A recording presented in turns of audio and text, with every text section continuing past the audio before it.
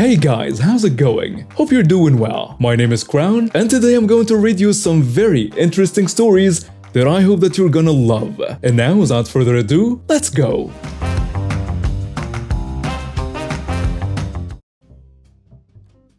Alright, so a little backstory. This happened about 4 months ago. I had just finished an 11-hour shift and needed to stop at Home Depot to get a new drill. I just wanted to run in, buy it, run out, and get home.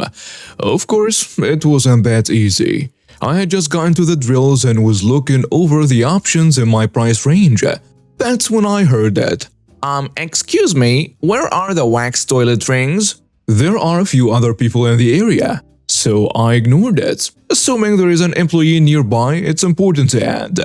As I work in traffic control and just got off the job site, I am wearing high-visibility pants, a high-visibility vest shirt that says my company name Traffic Control on the back. Also a radio with a shoulder mic and have a Traffic Control Technician certification card displayed on my vest. The employees here wear orange aprons and normal clothes.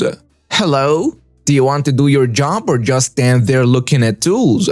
At this point, I glanced around to see what was going on. I assumed some customer was berating an employee, which happens a lot at this location unfortunately. I was surprised, however, to see some 30-year-old guy in a white button-down shirt and tie looking at me like I'm stupid. "Can I help you?" I said, still not sure of the situation, but that seemed to tick him off. Yes, you can tell me where the wax rings are, he shouted. At this point, it clicked in my head what was going on.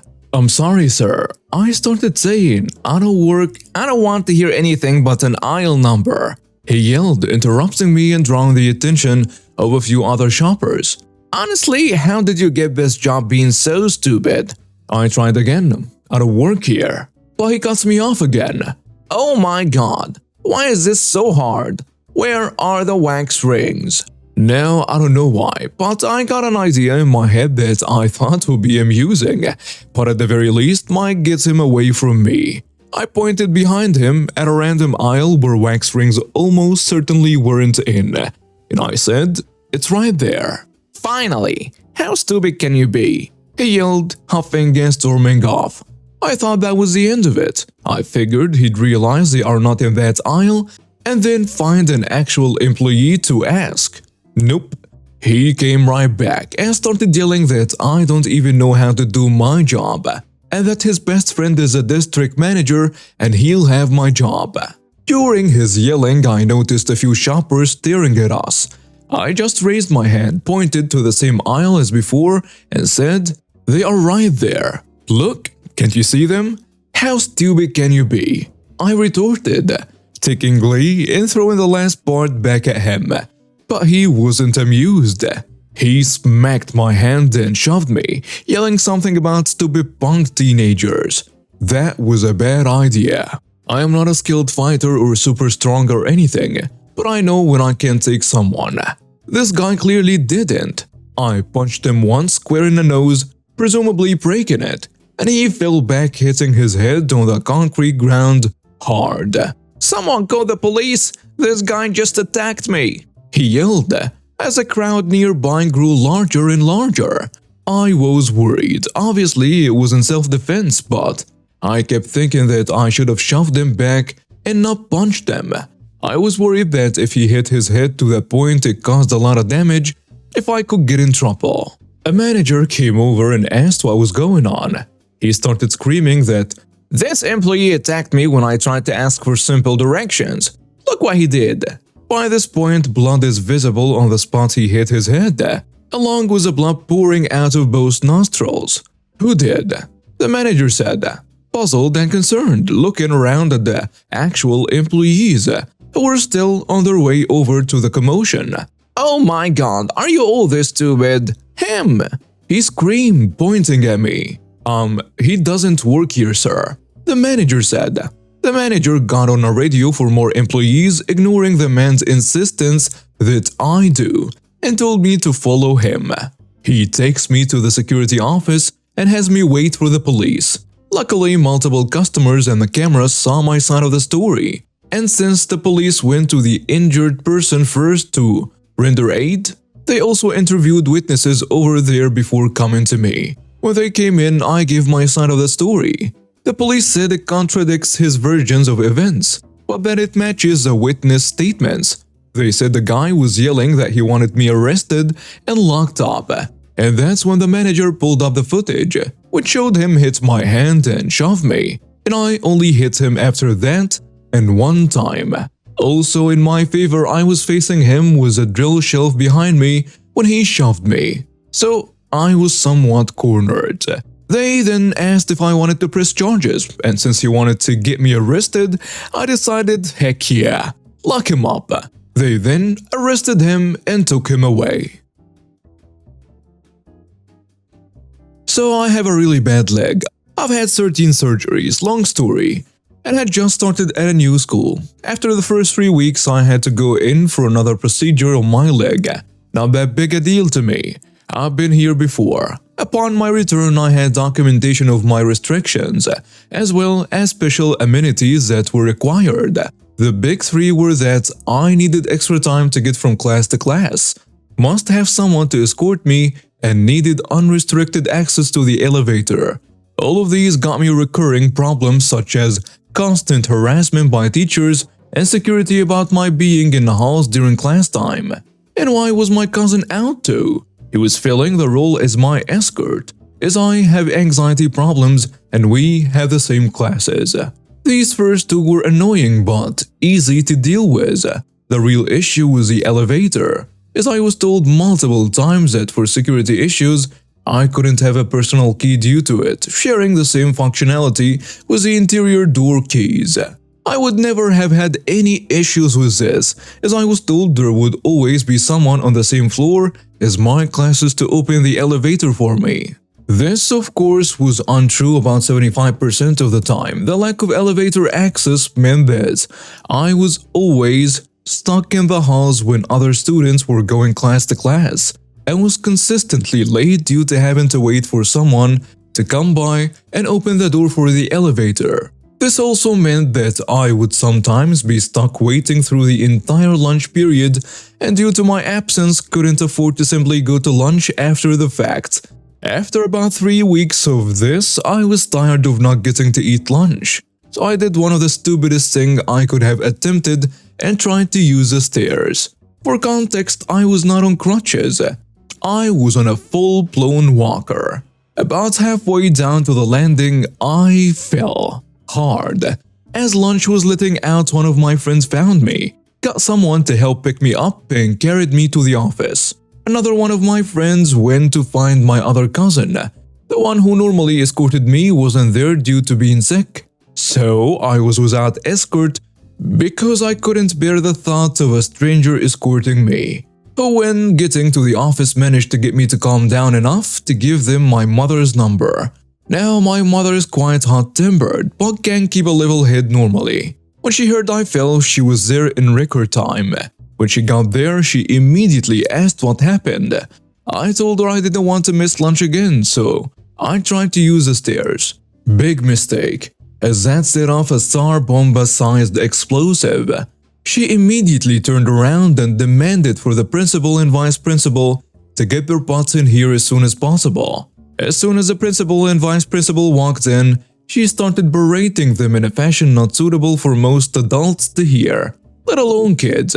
When the VP made an offhand remark about my condition, my mother was swarmed by local sheriffs that provided security for the school's entrances and office as she physically went after the vice principal. We were escorted out, and after looking at the file and realizing my cousin and I had the same address, they figured out that I didn't actually live there. Now, my grandmother's address was listed as she looked after me after I left school up until 8 p.m. She was also raising my cousin after an issue between her and my aunt.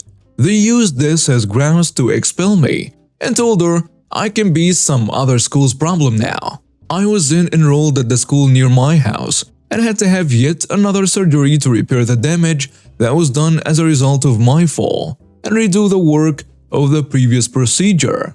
I had gotten multiple statements from teachers as well as my doctors, and my parents were moving forward with a lawsuit naming the vice principal, and the county school board. We were contacted by a lawyer who had won multiple cases against our school board, some of which went to the state Supreme Court, and he told us he would take our case pro bono. He was getting tired of going against the board and thought a case like this would be what it took to try and fix their nonsense. Fast forward 9 months, and I was walking out of court with a settlement to cover all my procedures, as well as a written confirmation that the school would be going through a complete administrative overhaul, and that the principal and vice principal would be let go and have their administrative credentials revoked in our state.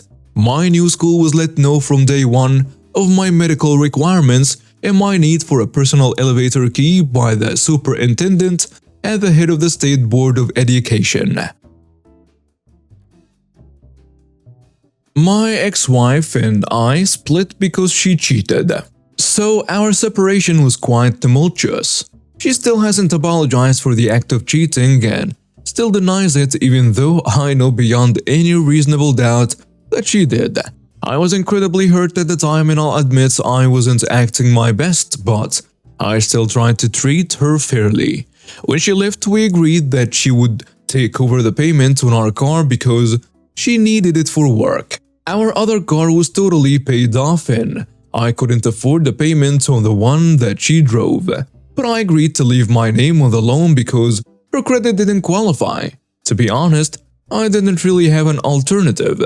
I told her that she could keep it for as long as she made the payments, and that if she paid it off, I would immediately sign her over the title. But if she started flaking on the payments, I would have the car voluntarily repossessed. I also agreed to give her the washer and dryer on the condition that she takes over the car payments. I had purchased the washer and dryer but had no use for them because I lived in an apartment at the time. This is important for later. Well, we inevitably got into a disagreement over the parenting of our children. I can't remember exactly what it was about, to be honest, and she randomly showed up with a car, handed me the keys and said, "Have fun figuring out how to make the payments." She knew I couldn't afford them, and then ended with "And get all your stuff out of my storage unit." We hadn't finished untangling the mess of items in our jointly owned storage unit, but she wanted it done immediately because she was mad. So I did what she asked. I went over that day to get my stuff out of our storage unit. While I was in there, I saw the washer and dryer sitting in the corner and immediately remembered that I had only given them to her on the condition that she pays off the car. So I took them. I had absolutely zero need for them at the time, but she had very specifically wanted my stuff out of her storage unit. So who was I to argue? She called me a day later screaming about it, telling me that she had filed a police report. I just laughed, knowing they wouldn't do anything because it was my property. The story gets better. As it turns out, she was just angry and actually wanted the car back. Well, the day after she had dropped it off on me, I got into a freak accident and totaled it. Everyone was okay though. So she ended up without a car and I never had to make a single payment on it. The universe wanted to maliciously comply with her demands. Players are John, owner of auto shop, Tim, other mechanic, Jerk, customer, and me, and other tech. These names are changed.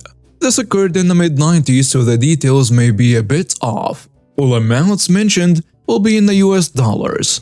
John owned a small automotive repair shop doing general repairs of most brands of vehicles. There were 3 of us working there, the owner and 2 techs. We got a call one day from a new customer whose BMW would not start and was nearby at a golf course. I sent a tow truck and had the BMW put in a stall. Sure enough, it would crank over but not fire off and start. I checked for spark and there were plenty. Now to check the fuel system. No fuel pressure. Went under the hood again to check the fuel pump relay. No problem there. Now to check power at the fuel pump. The manual said the fuel pump was in the inner fender liner in front of the left rear wheel. Pull the wheel off. At the liner back, and lo and behold, no fuel pump. There was a fuel filter there though. Went back to the manual and looked up the next production year BMW, and it said the fuel pump was internally mounted in the fuel tank. Cleaned myself up well, car had white leather, and removed the rear seat to access the fuel pump. The fuel pump only has power while cranking or engine running. So, I got him to crank the engine over while I checked power to the fuel pump. Pump had power to it. I priced out the fuel pump and wrote the estimate.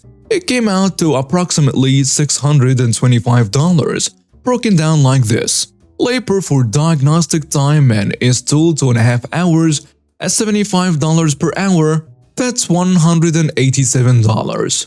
Fuel pump, $300. The total, $459. Tax and shop supplies, $38. The new total is $525. When the customer called for the estimate, Tim answered the phone and gave him his total of $525. No towing included. It was on the ticket, but Tim just missed it.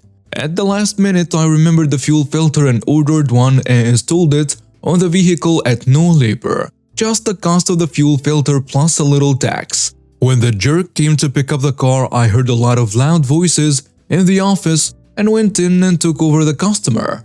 He wanted to know why his bill was $625 instead of the $525 he was quoted.